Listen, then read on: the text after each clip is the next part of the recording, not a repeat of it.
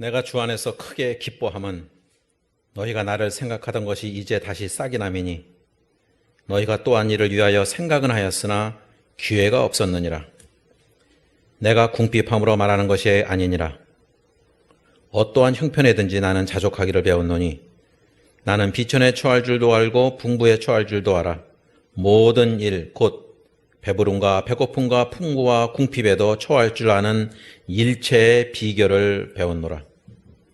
내게 능력 주시는 자 안에서 내가 모든 것을 할 수 있느니라. 아멘. 설교를 준비하면서도 특별히 어제 좀 여러 가지 생각을 하게 되는 계기가 되었습니다. 사실은 어제가 제 생일이었는데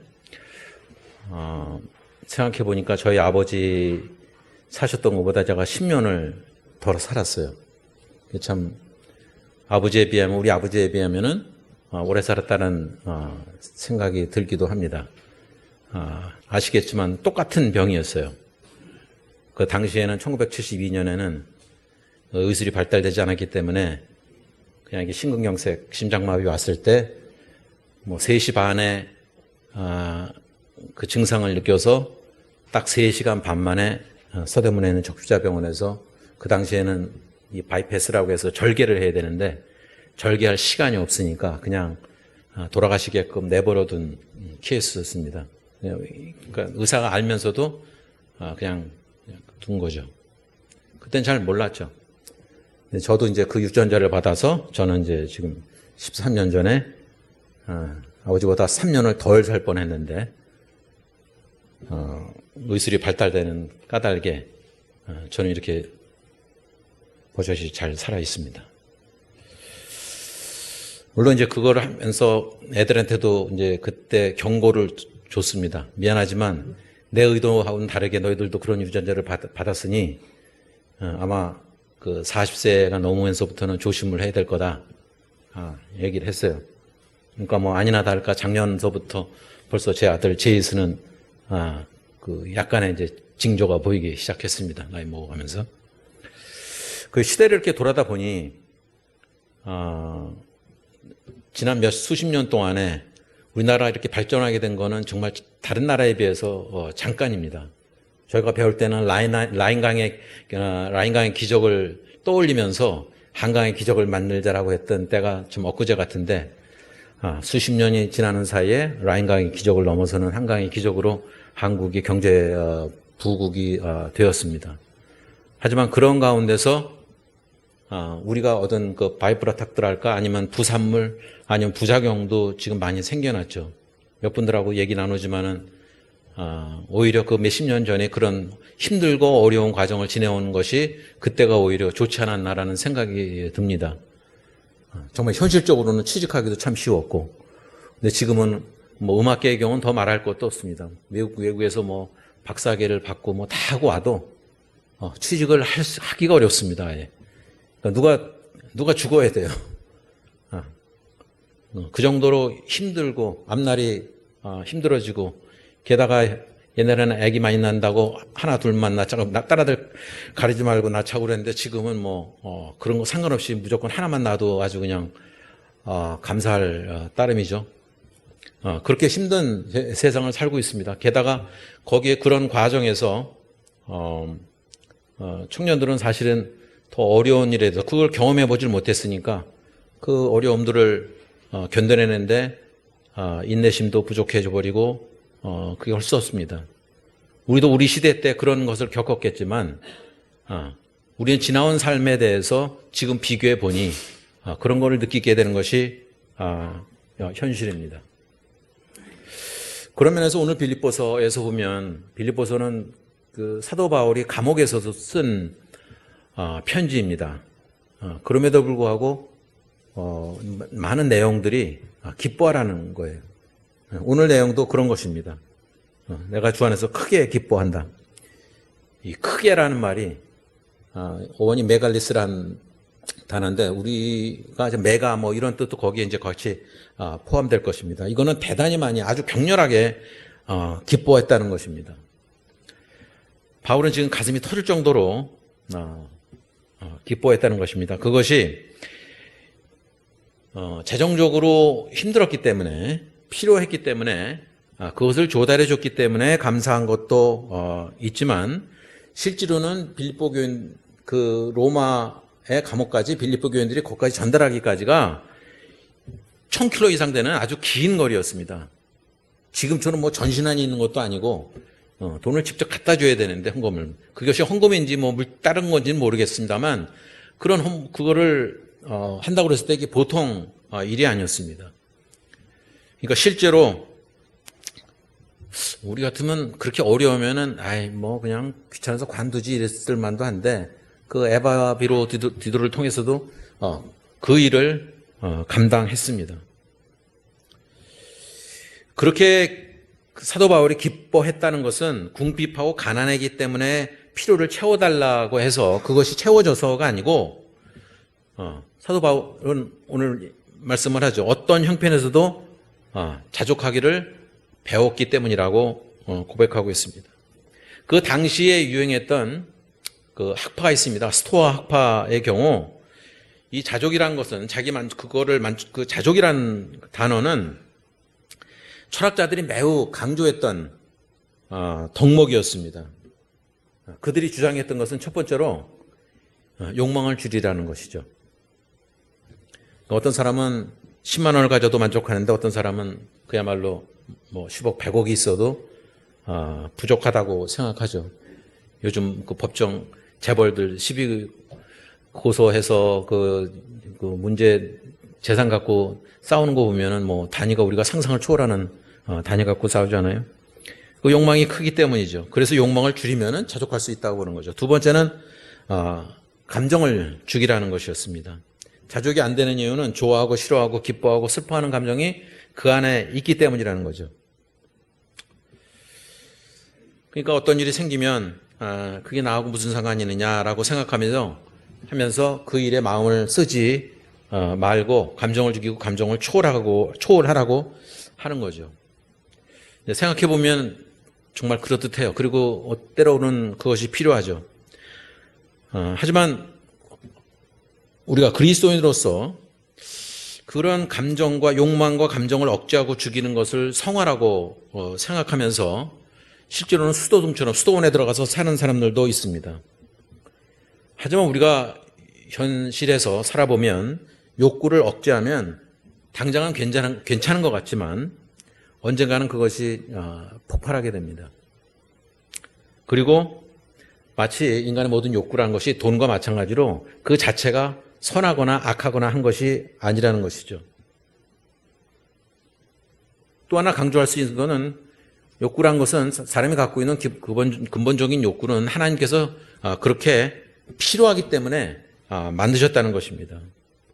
그렇다면 무엇이 타락이고 무엇이 죄인가, 이것이 문제인 거죠. 그것이 내 자신의 야망과 아니면 정욕과 아니면 탐심을 채우기 위해서 사용되는 것이라면 그건 결국은 죄로 빠져드는 것일 것이고, 하지만 성령께서 일하시는 것은 우리의 욕구를 방향을 바꿔주는 것입니다. 우리가 누리고자 하는 부귀 영화가 아니고 그것이 얼마나 험한 것을 깨닫게 하고 오히려 그 안에서 예수 그리스도를 더 잘 알고 예수 그리스도를 더 사랑하고 그리스도와 하나 되는 그런 과정을 밟게 하는 것은 그것이 하나님의 의도라는 것입니다.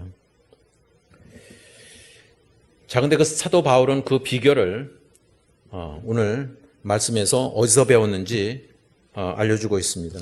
그것이 바로 13절에 나와 있는 말씀이에요. 내게 능력 주시는 자 안에서, 내게 능력 주시는 자 안에서 내가 모든 것을 할 수 있느니라.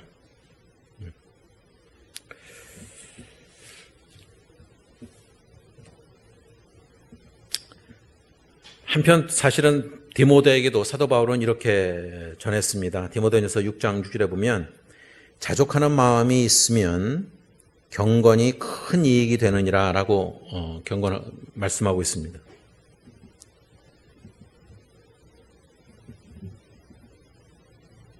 그 자족하는 게 어떠면 거꾸로 얘기하면 그런 마음이 없으면 경건이 큰 이익을 얻지 못한다고도 할 수 있죠. 따라서 경건에 우리가 살아가면서 그 경건함의 큰 이익을 얻기 위해서는 자족해야 한다고도 바꿔 말할 수 있습니다. 우리의 삶 가운데서 특별히 제가 이따금씩 말씀드리지만은 꼭 반드시 필수적인 것이 있고 선택적인 것이 있습니다. 모든 분야가 다 그렇죠. 하다못해 뭐 운전면허 시험을 가도 몇 점 이상은 맞아야 되잖아요. 그게 기본이죠. 뭐 많이 맞으면 좋지만, 그리고 대학에 가서도 필수 과목이 있어야 졸업이 가능합니다. 선택 과목은 선택해서 자기가 마음대로 할 수 있는 거예요. 근데 선택 과목만 많이 하고 필수 과목 안 하면은 졸업이 안 됩니다. 근데 우리의 삶에서도 특별히 신앙생활을 함에 있어서도 필수적인 게 있고 선택적인 것이 있습니다. 그러니까 하나님 말씀을 읽는 거라든지 기도하는 거라든지 아니면 찬양하는 거라든지 이것은 우리에겐 필수 과목입니다. 하지만 대부분의 사람들은 자족하지 않고 살아왔습니다. 옛날엔 정말 참 어렵게 살았잖아요. 내가 말씀드렸겠지만 저는 지금은 이제 괜찮습니다만 또 건강이 좋다고 그러니까 먹지만 고구마를 이렇게 싫어했어요. 집에서 고구마 삶는 냄새가 나면 이제 밥은 없는 거예요. 고구마로 이제 밥을 대신하는 거죠. 근데 아시다시피 고구마 그냥 먹으면 소화 잘 안 되잖아요. 뭐 나박김치를 먹든지 뭐 김치를 먹어야. 그래서 고구마 싫더라고요, 한동안은. 근데 그런 과정을 통해서 이게 힘들고 어려운 거 웬만하면 좀 견디죠. 뭐 그 당시에 뭐 에어컨이 있었겠습니까? 저도 지금 생각해 보면은 엄청 더운데 공부할 데는 없고 그 2층에 허름한 데가 있었어요. 나무로 진, 잘 쓰지도 않고 저희 아버지가 좀 계시던 데인데 그럼 아버지 짐이 그냥 그대로 있었죠. 저희 아버지 그 화가 있었으니까는 그 작품들이 뭐 무지하게 막 쌓여 있었어요. 거기 들어가서 뭐 여름엔 뭐 그냥 엄청 덥죠. 수시로 이제 찬물 떠다가 이제 찬물에다가 발 담그고서 공부하고 겨울엔 또 얼마나 춥습니까? 동네 건축하는 데가 많으니까 춥진 데가 많으니까 화강 같은 거 이제 아궁에다 넣어갖고 데워갖고서 발 이렇게 대가면서 그러면서 견뎠죠. 근데 지금 우리가 생각하면 우리도 자연스럽게 이제 익숙해져 갖고 에어컨 없으면 못 살고 히터 없으면 못 살고 막 이렇게 되잖아요. 이 시대에도 더욱더 이제 그런 현상이 주어져 있죠. 저는 제가 2004년에 천안에 잠깐 미국에 있을 때 외국인 노동자들 돕는다고 그때 이미 지금은 뭐 수도 없이 많지만 당시에 외국인 노동자가 한 30만에서 40만 잡았어요. 전체적으로. 거기에는 이제 우크라이나 사람들하고 러시아 사람들하고 인도네시아 사람들이 있었어요. 그래서 당시 내가 겪었던 것은 정말 끔찍한 일도 경험했습니다. 그러니까 그쪽에서는 러시아 사람들한테 우크라이나 사람들이 무시도 받고 멸시 받는데 한국에 들어온 건 우크라이나 사람들이 먼저 들어왔어요. 이제 텃세가 있었던 거예요. 그래갖고 제가 있었을 때 거기서 살인 사건이 생겼죠. 우크라이나 사람이 러시아 사람 죽이는 사건도 있었고, 또 인도네시아 청년이 여기 머리가 이제 깨져갖고서 머리를 이만큼 이 머리뼈를 드러내고서 수술하는, 그리고서 산재보험 이런 것도 안 돼갖고서 제가 막 노동청 알지도 못하면서 왔다 갔다 같이 따라다니고, 또 인도네시아에 한 20살 된 세 여자아이들이 한 석 달 동안 임금을 못 받고서는 그냥 뭐 어떡할지 모르는 것 가서 어느 정도는 뭐 해준다고 그러는데, 그러니까 나쁜 업주들도 받고. 그러면서 그들이 하는 말이, 그 당시에 3D라는 단어를 그때 처음 배웠습니다. 지금은 뭐 많이 아시겠지만, 오히려 이제 이 단어를 지금 안 쓰죠. 3D가 다 뭔지 아시나요? 이게 영어예요, 영어. difficult, 힘들고, dirty, 더럽고, 그 다음에 dangerous, 위험한 것들을 외국인 노동자들이 주로 하는 거죠. 그 얘기는 우리나라 이제 청년들은 이제 그런 거를 피한다는 거죠. 안 한다는 것이었습니다. 그러니 웬만큼 해갖고서는 이제 경제적으로 잘 사니까 만족하는 거는 현실적으로 살아갈수록 더더욱 힘들어지는 것입니다.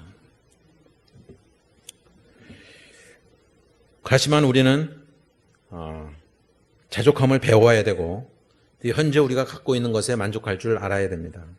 다윗은 시편 23편에서 이렇게 고백합니다. 여호와는 나의 목자시니 내게 부족함이 없으리로다. 그러니까 하나님 한 분만으로 족하다는 얘기입니다. 이건 뭐 하박국서에서도 나와 있죠. 자, 10절을 한번 다시 보면 우리 한번 같이 읽으실까요? 10절을 시작. 내가 주 안에서 크게 기뻐함은 너희가 나를 생각하던 것이 이제 다시 싹이 남이니 너희가 또한 이를 위하여 생각은 하였으나 기회가 없었느니라. 사도 바울은 오늘 자신이 깨달은 바를 우리에게 말씀하고 있습니다. 이를 통해서 우리는 우리 삶에 어떻게 적용해야 될 것인지도 한번 생각해 보게 되기를 바랍니다. 우선 사도 바울은 감사의 말을 전하고 있습니다. 아시다시피 왜냐하면 빌립보 교인들이 뭔가를 보내왔어요. 선물을 보내왔습니다. 사울이 필요하다 싶어서 보낸 것입니다. 여기에 사도 바울의 빌립보 교인들을 향한 애틋한 사랑과 감사가 넘쳐 흐릅니다. 근데 아까 말씀드렸지만 여기서 기억해야 될 것은 사도 바울이 로마 병정들에 의해서 사실은 쇠사슬에 매여 있고 감옥 내지는 연금 상태에 있는 것입니다. 사람들을 자유롭게 만날 수도 없었습니다. 격리되어 있었습니다. 자신이 하고 싶은 것을 할 수도 없었습니다. 뭐 복음을 마음대로 전할 수도 없었고 사람들을 만날 수도 없었습니다. 뭐 다르게 해석할 수도 있지만 어찌 보면 필요한 것이 많았을지도 모릅니다. 이 소식을 들은 빌립보 교인들이 십시일반 모아서 필요하다 싶은 것을 보낸 것입니다. 네로 황제에서 언제 죽을지 모르는 사도 바울이 처한 상황을 알고 있었던 것입니다. 일반적으로 거리가 떨어져 있거나 뭐 그런 얘기 하잖아요. 몸이 떨어져 있으면 마음도 멀어진다고. 기억 속에서 살아가자 합니다. 그렇지만 이 빌립보 교인들은 사도 바울을 기억하고 그것을 보낸 것입니다. 그 사이에 사실은 한동안 연락이 없었죠. 그런데 오늘 말씀했다시피 다시 싹이 나면이라고 표현하는 것을 보면 잠시 이렇게 서로 소원해졌지만 그 다시 싹이 난다는 표현을 보면 그 서로에 대한 사랑, 서로에 대한 관심 이런 것이 높아졌다는 것을 얘기하는 겁니다. 그 기간은 대략 그 학자들에 의하면 한 10년 정도를 보고 있습니다. 꽤 오랜 시간이었어요. 그런데 다른 데서 보면 사도 바울은 나를 본받으라고 그 이전의 말씀에 나를 본받으라고 구체적으로 말씀하고 있지만 오늘은 비교적 간접적으로 표현합니다.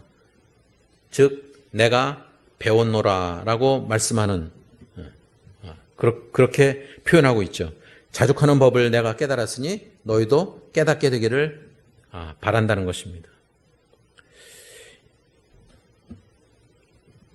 아까도 스토아 학파를 얘기했지만 자족이란 말은 헬라어에서는 자기만족이라든지 충분히 가지고 있는 상태를 뜻하는 단어입니다.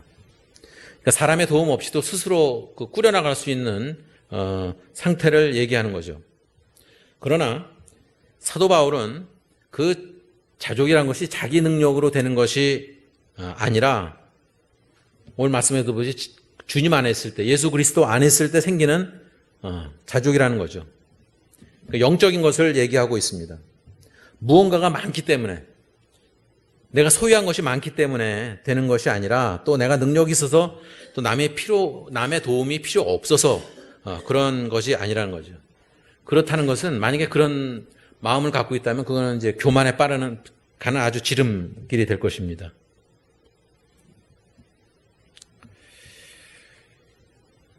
아니면 혹시 그 당시에 그런 것도 있어요. 누가 다치든지 말든지 관심, 무관심으로 빠져드는 것. 그거를 자족이라고 여기는 사람도 있었습니다. 저는 그래서 사실은 때로는 그게 맞는 말이기도 하지만 우리 속담 중에 무소식이 희소식이란 말을 저는 참 싫어합니다. 무소식이 희소식이다? 그렇지 않은 경우가 정말 많은데 그건 어찌 보면 사람한테 관심을 끊는 것과도 마찬가지라고 생각이 듭니다. 다른 사람들에 대한 무관심이나 무시가 아니었다는 거죠. 사도 바울이 빌립보 교인들을 향한 그 마음은 그런 것이 아니었습니다. 이 시대 역시 서로 만족하며 사는 사람들이 별로 없습니다. 업주와 노조와의 갈등은 계속되고 있고 나라끼리도 서로의 이익을 챙기려고 전쟁이 끊이지 않고 있습니다. 우리 자신에게 물어볼 수 있어야 됩니다. 내가 궁할 때나 아니면 부할 때나 내가 기뻐할 수 있는가? 자, 그런 가운데서 사도 바울이 제시하는 이 비결, 오늘 말씀해 보면 그 비결을, 일체의 비결을 배웠노라고 했을 때 그 일체의 비결을 몇 가지만 짚고 넘어가고자 합니다. 첫 번째로는 하나님의 섭리에 대한 확신이 있어야 됩니다. 그 소원했던, 연락이 없었던 그 10년 동안 엄청난 어려움과 환난과 변화가 있었습니다. 그 얘기는 뭐냐면 빌립보 교인들로부터 어떤 도움과 어떤 연락이나 후원이 없었다는 것을 뜻합니다. 하지만 사도 바울은 그거에 대해서 섭섭함을 토로하지 않았습니다. 빌립보 교회는 사도 바울이 세운 교회였습니다. 그러니까 요즘 말로 하면 전임 목회자에 대한 대우를 전혀 받지 못했습니다. 그런데 그거를 단순히 그냥 기회가 없었던 것으로 이해했습니다. 원망이나 서운함이 없었습니다. 그렇다고 여기서 기뻐한다고 그럴 때 그 사도 바울이 위선을 떤 것입니까? 그렇지 않습니다. 빌립보 교인들의 마음을 더 아프게 하려고 비아냥거리듯이 표현한 것도 아니었습니다. 왜냐하면 사도 바울은 그리스도 안에서 있는 것만으로도 기뻐할 수 있었기 때문입니다. 이게 말이 쉽지 그렇지 않죠. 조금만 해도 인간관계에서 연락을 기다리는데 연락 없으면 서운해하죠. 사도 바울은 그리스도와 합한 사람이었기 때문에 그 안에서 스스로 그런 도움이 없어도 아니면 여러 가지 상황에 처해도 기뻐할 수 있었던 것입니다. 즉 하나님의 전능하신 섭리를 끝까지 믿고 따르는 확신이 있었기에 이런 표현을 할 수 있었던 것입니다. 이 세상의 자연현상들 아니면 일어나는 모든 문제들에서 우리가 이해하지 못하는 것들이 많이 있죠. 제가 며칠 전에 그 묵상글에서 썼듯이 바라기는 그냥 우리의 상식이 하나님의 상식이 되었으면 좋겠는데 우리의 상식대로 세상이 흘러가질 않잖아요. 하나님의 상식은 우리하고 다른 건데 그거를 하나님의 상식을 이해하는 것이 하나님의 말씀을 보면서도 도무지 이해 안 되는 것들도 정말 많고 그것이 우리가 갖고 있는 딜레마입니다. 우리가 이 자리에 있는 것도 사실은 하나님의 섭리 가운데 있는 것입니다. 알고서 믿는 것이 아니라 믿고 알게 되는 것이 훨씬 더 우리가 신앙생활을 하면서는 더 많다는 것을 깨닫게 됩니다. 그 이야기는 다른 말로 하면 모든 것이 하나님의 책임 아래 이 세상이 움직여 간다는 것입니다. 하나님께서 뜻하시고 계획하신 대로 하나님께서 일하고 계신다는 것입니다. 그런 가운데서 제가 참 또 감사하는 것 중에 하나는 정말 상상도 못했죠. 아시다시피 제가 그 경동대학교에 있는 외국인 학생들, 올해는 작년엔 700명이었는데 올해는 1,500명이에요. 엄청나게 많죠. 네팔 학생들이 한 300명 이상 된다고 그러고. 근데 그들과 얘기하다가 깜짝 놀랐어요. 몇 분들한테는 얘기했지만, 우리가 아프리카 사람들 생각할 땐 굉장히 리드미컬하고 춤도 잘 추고 이렇게 생각하잖아요. 딱 보니까 도무지 그렇지가 않은 거예요. 그래서 제가 그 얘기를 했어요. 대부분 한국 사람들은 아니면 전 세계 사람들이 아프리카 사람들은 리듬을 잘 타고 노래를 잘하고 그렇게 오해하고 있는 것 같아요. 당신들을 보니까 이거 완전히 잘못된 생각이다. 막 깔깔대고 웃어요. 첫 번째로는 노래들은 하는데 악보를 볼 줄 아는 사람이 한 명도 없습니다. 한 명도 없어요. 오선지를 본 적이 없어요. 그건 그렇다 손 치더라도 뭐 얘기하다가 핸델을 얘기했어요. 표정들이 이상해요. 핸델 모르냐 했더니 모른대요. 모차르트 누군지 모른대요. 들어본 적이 없어요. 이렇게 이 말문이 막힌 게 이 대화를 이거 어떻게 풀어나가야지? 그러면서 보니 그들이 하는 언어가 대략 한 3가지 정도 됩니다. 기본적으로 영어, 불어, 그 다음에 자기네 토속 언어, 원주민 언어가 있어요. 근데 원주민 언어에는 문자가 없어요. 그것도 놀랍죠. 그러니까 우리가 세종대왕에게 감사하는 일 중에 하나예요. 아시다시피 인도네시아 어느 마을에서는 그 한국어를 우리 그 한글 갖고 발음을 해서 글자로 쓴다고 그러잖아요. 그러니까 아프리카도 충분히 우리나라가 그렇게 한글을 수출할 수 있는 대상은 되는 거예요. 그게 없대요. 왜냐하면 우리말은 그래도 다른 나라 말과 다르게 알파벳, 우리말의 한글은 웬만한 단어들은 다 발음을 하게끔 되어 있습니다. 그러니까 F나 V 이런 구분 안 되고 뭐 R이나 L 발음 이런 것이 구분이 안 되는 것 뿐이지 웬만큼은 다 이게 됩니다. 그런 거 보면서 정말 감사할 일이다. 우리가 살아가는 상황에서. 그러니까 모르면 모른 대로 그들의 행복이 있겠죠. 하지만 그 차이를 느끼는 순간에 이거 우리도 모르는 사이에 우리는 그 감사함을 잊고 살았다라는 생각이 또한 들었습니다. 사실은 지지난주에 또 하나의 또 그 사건이 있어서 굉장히 불쾌한 일이 또 하나 있었습니다. 그 아프리카 학생들을 돕는 또 기관이 하나 있더라고요. 마주쳤어요.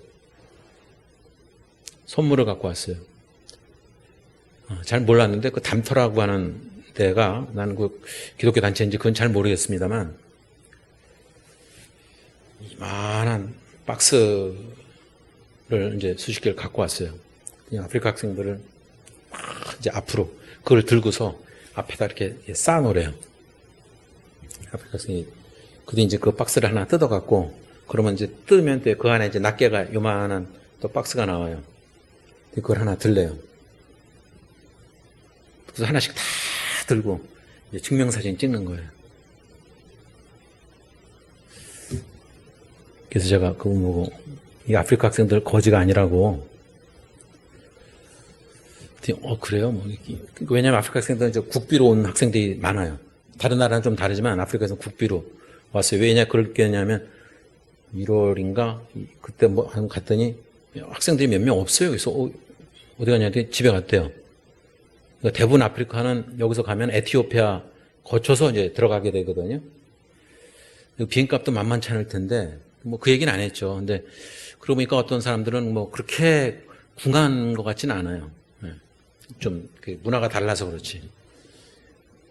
저만 해도 85년도에 갔을 때는 저는 물론 이제 어머니도 제가 모시고 갔기 때문이기도 하지만 저는 12년 반 만에 처음으로 한국을 방문했거든요. 그 참 다르구나. 여하튼 그랬더니 뭐 그래요. 그랬더니 사진을 이제 찍더니 다시 거기를 이제 박스에 넣으래요. 그랬더니 그걸 또 다시 또 이제 아프리카 학생들도 근데 영어 할 줄 아는 사람들이 없으니까 한국말을 막 해요. 그러니까 저는 그냥 느낌이 무슨 노예 다루듯이 하는 듯한 느낌이 확 든 거예요. 그래서 굉장히 불쾌했죠. 그래서 그거를 인도하는 카메르에서는 한 35세 된 그 목사가 있어요. 내외가. 그것도 뭐 참 드릴 말씀이 많이 있습니다만. 그래서 이제 통화를 하게 됐어요. 그래서 제가 이거는 내가 그들하고 그 그룹하고 내가 같이 하긴 좀 힘들겠다. 그래서 제가 이제 그 얘기를 했어요. 그거 어떻게 생각하냐고. 근데 그분의 대답이 더 마음을 아프게 했습니다. 한국에 왔더니 그런 게 너무 많아갖고, 그런 일이. 도움을 주면 뭐 사진 찍고, 뭐 들고 사진 찍고 그래갖고, 이게 한국의 문화인 줄 알았대요. 그래서 제가 영어로 얘기하니까, no, 굉장히, 그거는 bad culture. 그건 나쁜 문화라고. 그건 우리한테 아주 부끄러운 일이다. 그러면서 연상되는 것들이 저한테 이제 많이 있었어요. 과거에 19세기에 특별히 선교사들이 와서 정말 훌륭한 일들을 많이 했지만 개개 몇몇 선교사들이 정말 나쁜 사람들도 있었거든요. 특별히 다는 아니지만 몇 분들이 그 서던 베프티스트, 미국의 지금 남친교회가 제일 큽니다. 여기에 왔을 때 여의도에 진흥원이라고 있었어요. 지금 이제 많이 커졌습니다만 학생들이 공부 잘하는 학생은 유학을 가겠다면 유학을 못 가게 했어요. 그리고 진흥원 원장은 항상 선교사들이었어요. 미국 선교사들이. 한국 사람을 세우질 않았어요. 그러니까 무시하는 거죠. 아, 너희는 피선교지야. 나는 선교지에서 온 사람이고. 그러니까 마치 그런 것이 이제 그 연상 되는 거죠. 누군가를 뭘 줬을 때 받는 사람이 있을 거 아니에요. 그럼 그거를 참 조심해서 해야 되는데 사실은 제가 쪽방촌에 있는 문제도 똑같습니다. 자존심 건드리면 안 되거든요. 근데 뭐 그거 전혀 고려치 않은 것 같더라고요. 그게 일반인들도 아니고 어느 교회 권사님들이고 그렇더라고요. 우리가 언제 이렇게 제국주의적 사고를 가지면서 막 그렇게 그런 아랫사람 뭐 가난한 사람 뭐 이렇게 아랫사람 취급하듯이 그들을 대하는 건가. 그래서 마음에 많이 좀 힘들었습니다. 이거는 빌립보 교인들이 사도 바울에 대한 그런 관계하고도 사실은 마찬가지였습니다. 누군가를 도울 때, 누군가를 도움을 줄 때, 그 애티튜드, 그 자세가 매우 중요합니다. 정말 하나님의 마음으로 하느냐 안 하느냐하고는 차이가 있죠. 사람들이 그걸 느껴요. 자기를 비난해도 이게 그리스도의 사랑으로 나를 야단치는 거구나라는 것과 아닌 것은 차이가 있습니다. 아마 부모와 자식과의 관계가 아마 그럴 것입니다. 부모가 몇 번 뭐 야단쳤다고 자식이 막 그렇게 반발하는 거 그렇지 않죠. 사도 바울은 자기 의를 위해서 그렇게 열심히 산 것도 아니었고 자기 만족을 위해서 열심히 산 것도 아니었습니다. 따라서 그거를 선물이 왔을 때, 헌금이 왔을 때 그걸 또 그렇게 막 거절하거나 우리 같으면 인사, 아유 괜찮아요 그러지도 않았어요. 왜냐하면 그건 하나님의 계획이었다는 확신이 있었기 때문에, 그리고 그가 그 돈을 제대로, 그 헌금을 제대로 사용한다는 확신이 있었기 때문에 하나님 안에서 부끄러움이 없었을 것입니다. 두 번째로는 그거의 다소를 따지지 않았습니다. 적은 것에도 만족할 줄 사도 바울은 알았습니다. 아마 빌립보 교인들이 보낸 것이 큰 것이 아니었을 것입니다.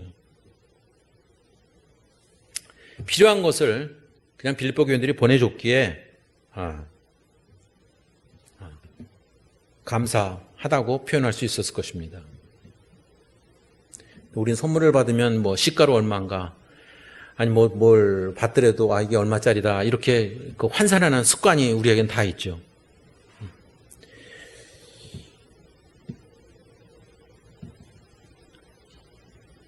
뭐 사도 바울이 잠자리가 편했겠습니까? 입을 옷이 뭐 제대로 있었겠습니까? 하지만 사도 바울은 그 감금 상태에 있으면서도 전혀 불편함을 토로하지 않았습니다. 그것은 자신뿐만 아니라 그거를 베푸는 사람에게도 그 마음이 전달되었을 것입니다. 우리는 그 선을 넘는 경우가 많이 있죠. 우리 문화 속에. 제가 경험했던 한 가지 에피소드는 미국 와서 한 87년도인가 그쯤에서 제 지도 교수가 타미 헤이워드라고 하는 사람이었는데, 제가 SMU라고 서던 메서드 유니버시티 거기서 이제 하고 있어요. 지도 교수 한 분이, 이분이 이제 그 테너로서 그래도 메트로폴리탄에 섰던 분이에요. 저를 굉장히 아껴주셨는데 어느 날 스튜디오를 갔더니 몸이 좀 안 좋대요. 좀 아프다고 그러더라고요. 근데 스튜디오에 전화가 왔어요. 전화하는데 뭐 얘기했더니 I'm fine 뭐 이렇게 얘기하더라고. I'm fine. 나보고 아프다고 그러고서 왜 저렇게 I'm fine이라고 그럴까? 그 전화를 끊은 다음에 제가 그분을 아주 당황시키는 질문을 했죠. 당신 나보고 좀 전에는 몸도 안 좋고 아프다고 그러고 왜 전화해서 왜 I'm fine 그러냐고, 상대방한테. 이분이 당황한 거예요. 그런 질문을 아마 받아본 적이 없었겠죠. 어떤 사람은 그랬대잖아요. 뭐, see you tomorrow. 아니, 그러니까, see you, 뭐, 그러니까는 한국 사람이 when? 언제 만나냐고. 그냥 see you는 그냥 인사인데, 언제 만날 거냐고 다그치니까 당황했다는 얘기도 있던데, 아마 제가 비슷한 거였을 거예요. 그랬더니 당황해갖고 한참을 생각하시더라고요. 생각하더니, 내가 아픈 거로 인해서 상대방도 기분을 다운시키고 싶지 않기 때문에 자기가 그렇게 얘기했던 것 같다는 거예요. 그 일리가 있죠. 근데 우리는 좀 아프거나 기분이 나쁘면 얼굴에 한국 사람들은 아주 장점으로도 볼 수 있겠지만 남들이 빨리 눈치채니까. 하지만 우리는 그냥 너무 쉽게 나타나잖아요. 기분이 나쁘면 얼굴에 그냥 보이잖아요. 미국 사람들은 그 잘 속이죠. 제가 옛날에 한번 예를 드렸는데 미국 사람들은 이렇게 엘리베이터나 어디 이렇게 누가 이렇게 마주치면 거리에 가다가도 마주치면은 뭐 인사를 합니다. Howdy, how's it going? 뭐 이러면서 인사를 해요. 근데 친구가 한번 왔어요. 한국에서 이제 미국으로 왔어요. 그게 가다가 뭐 이렇게 인사하니까 저보고 툭 치더니 아는 사람이야? 야, 알긴 언제 알아? 그냥 가다가 그냥 인사하는 거지 뭐. 그게 너무 이상한 거예요. 또 좀 지나가다가 또 누구한테 또 이렇게 인사했어요. 또 물어봐요. 저 사람은 아는 사람이야? 모르지 내가 어떻게 알아? 그냥 그러고 가요. 근데 우리는 그 표정이 거의 일관되게 나가지만 미국 사람 사람한테 인사하면 하이 그러고서 지나치면은 인상이 확 바뀌어요. 그러니까 진실성이 있는 건지 없는 건지는 좀 의심스럽긴 합니다만 상대방이 기분 나쁘지 않게 그런 배려하는 마음은 꽤 있어요.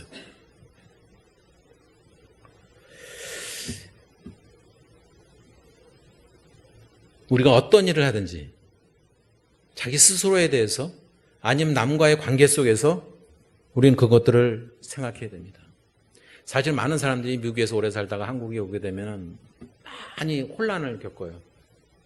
자기가 한국을 떠날 때는 그렇게 잘 사는 나라가 아니었는데 한국에 돌아와 보니 미국하고 비교해 오히려 더 잘 산다는 느낌이 드니까 이 자괴감도 들고 허전함이 생기는 거예요. 그래서 혼돈을 겪습니다. 그래서 어떤 사람은 일부러 안 오는 사람들도 있어요.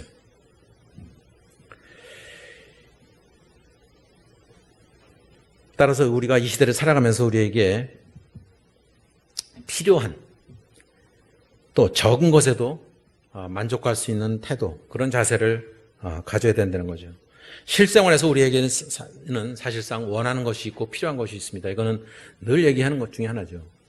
하나님께서는 우리에게 원하는 것을 주시는 것이 아니라 우리가 원하는 것을 주시는 것이 아니라 필요한 것을 주신다는 거죠. 우리가 자녀들을 키울 때 그러지 않습니까? 필요한 것을 주죠. 위험한 거 주지 않습니다. 애들이 원한다고 해도 말립니다. 그게 쉽지가 않죠. 하나님께서 우리를 양육할 때 우리가 그리스도의 말씀, 하나님의 말씀으로 양육되어 나갈 때도 그거는 똑같습니다. 갓난아기가 우는 세 가지 이유를 혹시 알고 계십니까? 세 가지를 꼽는다면 두 가지는 여러분들이 쉽게 꼽을 거예요. 배가 고파서 아기가 웁니다. 두 번째로는 기저귀 갈아달라고 웁니다.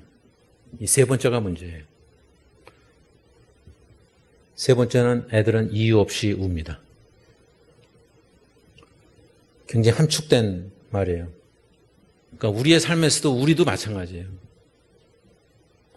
우리가 이유 없이 투정하고 이유 없이 그럴 때가 정말 많다는 거죠. 근데 그럼에도 불구하고 이유 없이 울 때 엄마는 그래도 그거를 보살피려고 애를 쓰죠. 에이 너 울어라 그냥 뭐 이러지 않습니다. 하나님과의 우리의 관계도 마찬가지라는 것입니다. 자, 그 다음에 세 번째로는 마지막으로는 주변의 상황에 영향을 받지 않는 것입니다.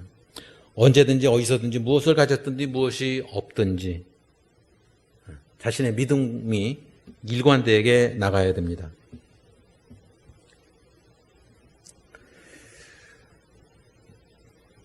우리가 갖는 어려움들, 요즘 뭐 그런 일들이 정말 많잖아요. 사기당하는 일들, 아니면 뭐 보이스 피싱 당하는 일들. 이제는 제가 그 한국 국적을 회복해서 그런지 몰라도 또 급격히 그런 이상한 그 문자가 와요. 뭐 신용카드 발급 완료, 신청한 적도 없는데. 그리고 전에도 뭐 아빠 나 휴대폰 잃어버렸어요. 잘못 집었죠 저를. 내 애들이 다 외국인인데 무슨 한국에서 그런 문자들이 많이 와요. 그런 사회 속에서 서로 불신하고 서로 신뢰를 깨트릴 만한 일들이 정말 많이 있습니다. 요즘 뭐 뉴스에서 떠들고 있는 사람들 뭐 그 유명한 가수 뭐 그런 문제들이라든지 그런 거 하는 거 보면은 사람들이 기대했다가 실망하고 그럴 때마다 우리의 마음이 어떻습니까? 우리가 아까 찬송 불렀듯이 그럴 때 우리의 마음의 평화를 잃어버립니다. 자존감을 잃어버리고 맙니다. 상황을 원망하게 됩니다.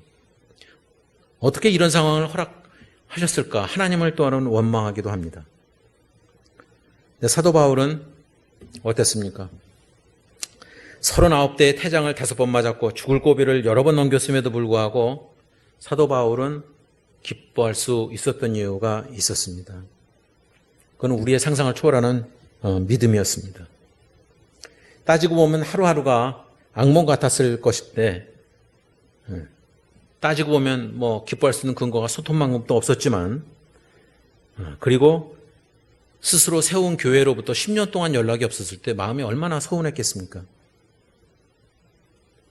그런데 그에게는 의의 멸류관에 대한 기대와 영원한 세계, 하늘의 소망이 있었습니다.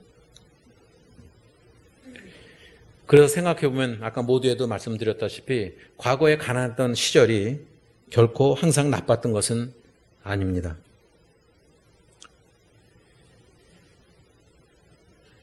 (1960년대) 이전에 태어난 사람들은 대부분 가난을 경험했습니다.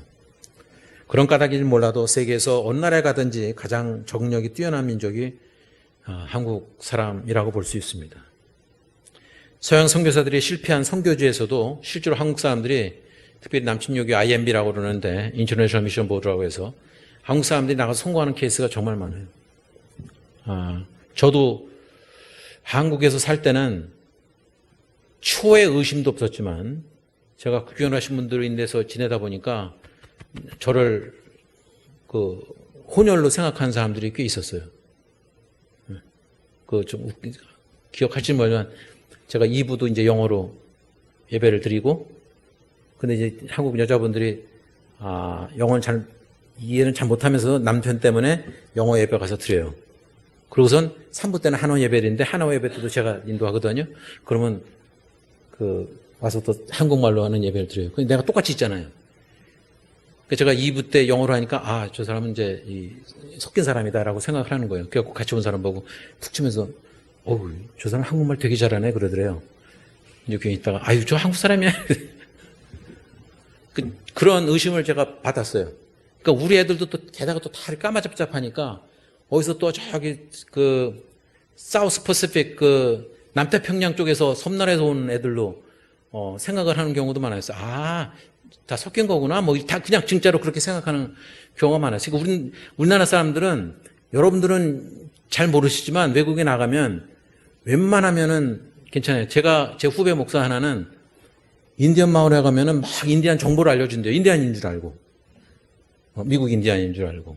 그런 일들이 정말 많이 있습니다. 그리고 멕시코나 이런 데 가도 조금만 저거 하면은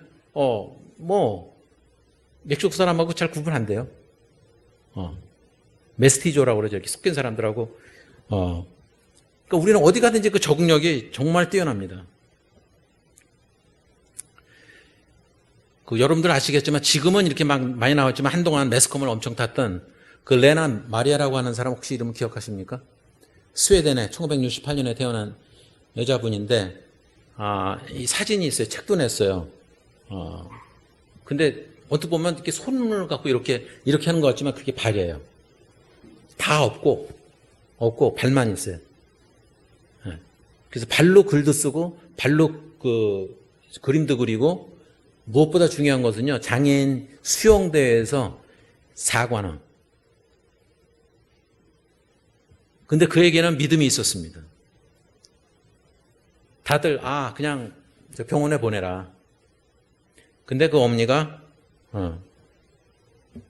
비록 두 팔이 없어도 아이에게 필요한 것은 가족이라고 생각하면서 집에서 키웠습니다. 근데 그들의 마음속에는 하나님이 계셨습니다. 그러니까 부모의 헌신적인 사랑에 보답을 하듯 두 팔이 없는 사람이 할 수 있으리라고는 상상도 할 수 없는 발로 그것들을 다 헤쳐나갔습니다. 그 3살부터 배우기 시작한 수영에 남다른 재능을 키워서 1988년에 서울 우리 올림픽이 생겼잖아요. 올림픽 하고 나면 장애인 올림픽 하는 거, 패럴 올림픽 하는 거 아시죠? 그때 한국에도 왔었어요.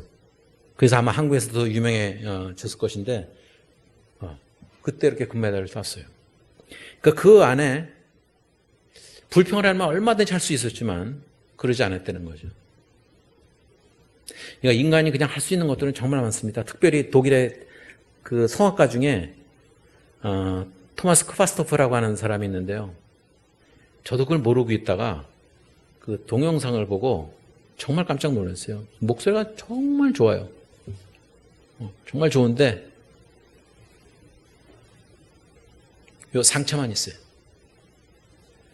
다리는 요만합니다. 그러니까 키가 한 요 테이블만 할까요?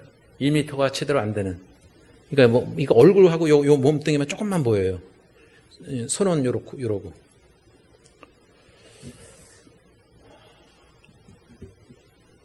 근데 어마어마한 사람입니다. 1959년생인데. 불평을 하려면 얼마든지 우리는 할 수 있습니다. 하지만 사도 바울은 하나님의 섭리를 깨달았기에 온갖 어려움을 견딜 수 있었고 부족함 중에서도 자족할 수 있었고 궁할 때나 부할 때나 감사할 수 있었고 기뻐할 수 있었습니다. 주변의 상황이 그의 믿음과 확신을 흔들 수는 없었습니다. 우리의 상황은 어떻습니까? 밝을 때나 어두울 때나 건강하거나 아프거나 부하거나 궁하거나 모든 상황에도 주님을 향한 믿음이 흔들리지는 않습니까? 주님께서는 우리의 손을 붙들고 계십니다. 이제 우리가 그 주님의 손, 하나님의 손을 꼭 잡을 때라고 믿습니다.